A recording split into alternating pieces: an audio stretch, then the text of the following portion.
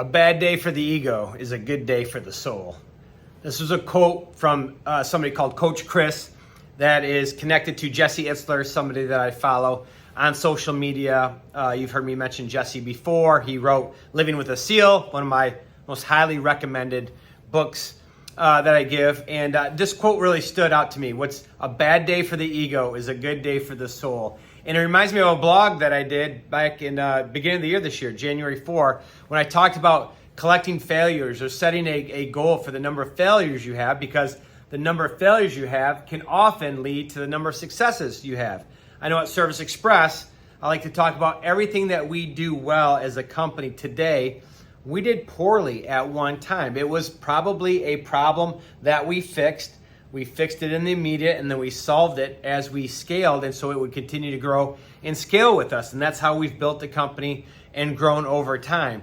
And so I wanted to follow up on this idea of failure and stretching ourselves and getting uncomfortable and trying new things.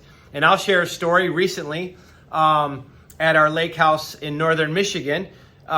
We've taken up surfing behind a surf boat that we got, and the kids have all learned how to do it. My wife Jody has learned how to do it.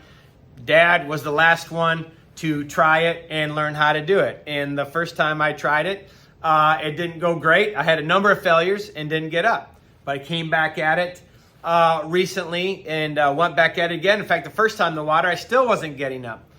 So I took a break. Other people surfed, and I said, you know what? I got to get back in and try it again. And I got back in, and I got up. It wasn't pretty. It wasn't great. I think I was barely in the surf. But I was up behind the boat, baby, and I was going, and I went and validated it the next day by doing it again, and even the next day.